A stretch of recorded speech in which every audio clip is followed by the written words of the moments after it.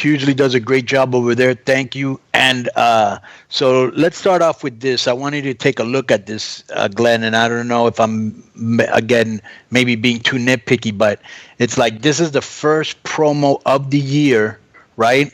Mm-hmm. And to me, they're not good at all. And on top of that, I'm not really interested in seeing the fight after seeing this promo. And it's, again, why aren't you letting them just do stuff like they do in Impact or they do in MLW or they do in AEW where you can tell it's not written? Play that for Glenn. It's Bailey and Sasha, right? Yeah. Look, we all made it to 2020. And I'm sure all of you guys have been spending the last couple days thinking about your resolutions, like going to the gym, eating healthy, and chasing your dreams. But come on, let's not lie to ourselves. You guys aren't going to follow through with any of that. Change is tough. And by the looks of you guys, I can see that you don't got what it takes to make any type of positive change in your pathetic lives.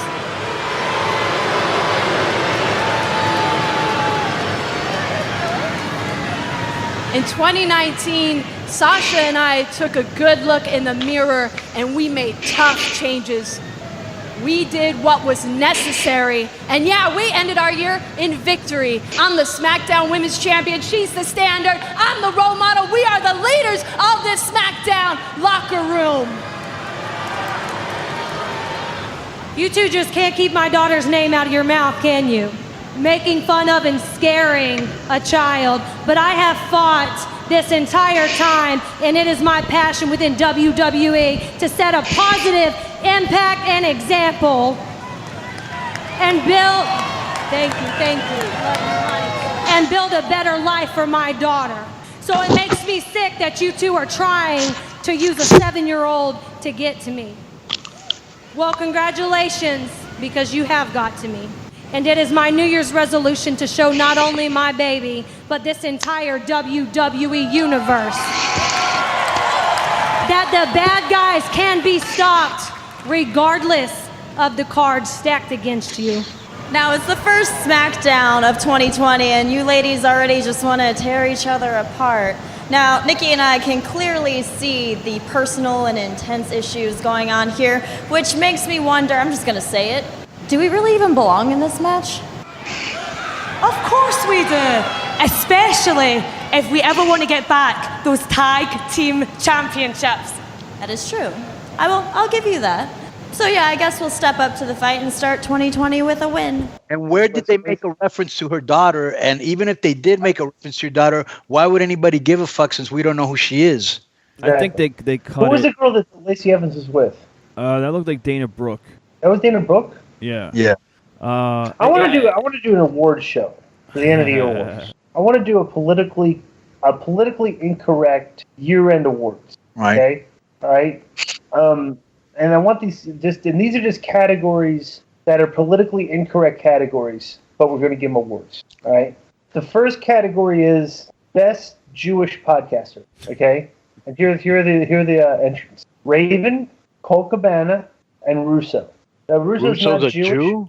No, but me and Jeremy always used to call him a Jew. Right. Okay.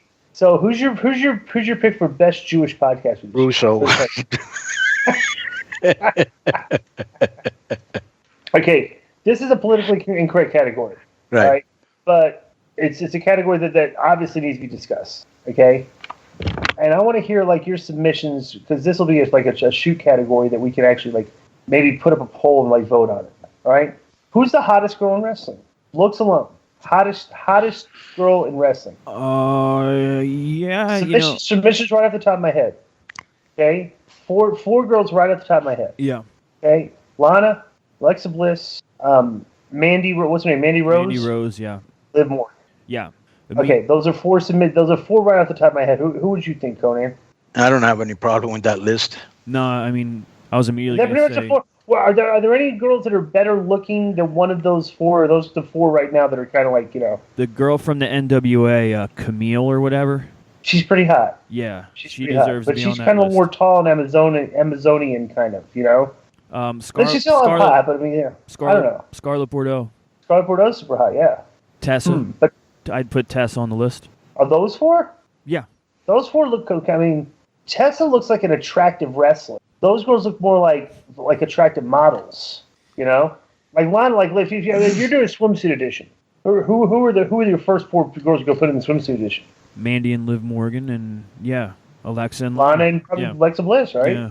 But I was trying to have something because it's all blondes. We need to get some brunettes in there. Well, let me tell you something. This is what the WWE has probably arguably the four most attractive girls in wrestling, arguably. Okay, like they might be the other ones more attractive those girls, but they're starting to do some sex appeal, and if you see kind of like that is a trend that I think is bears watching in the year 2020 with the ratings. Now the ratings wars, like the women are basically right now being postured in this business as kind of like as performers. They're working a lot, they're wrestling a lot and everything, but what they're doing with Lana, what they're doing with Liv, what they did with Alexa Bliss a little bit, Tasha. It's like I wonder if they're thinking like hey, maybe we don't have to put these girls in the ring as much, and we can just kind of like highlight the fact that these are attractive girls and just give them TV time other ways on the show. Do you think that might be something that they're thinking?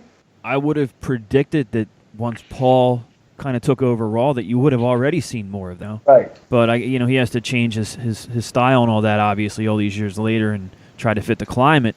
But now you can see he's doing a little bit with Lana, so a little bit with Liv Morgan.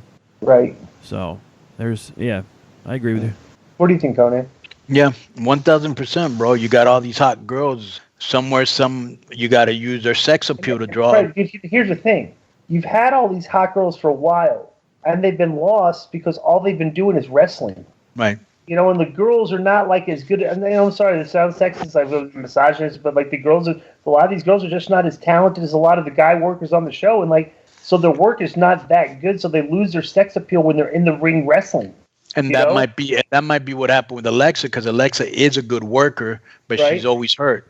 Hurt. Right. You kind of right. And Sasha's really sexy too, but she's very fragile too. She's gotten hurt a little bit. You know what I'm saying? So they may be saying, they actually did have a match, and they can still go. But I can see what you're saying culturally and saying like, hey, look, we got all these hot assets and we're hurting them too much. Where they're off TV.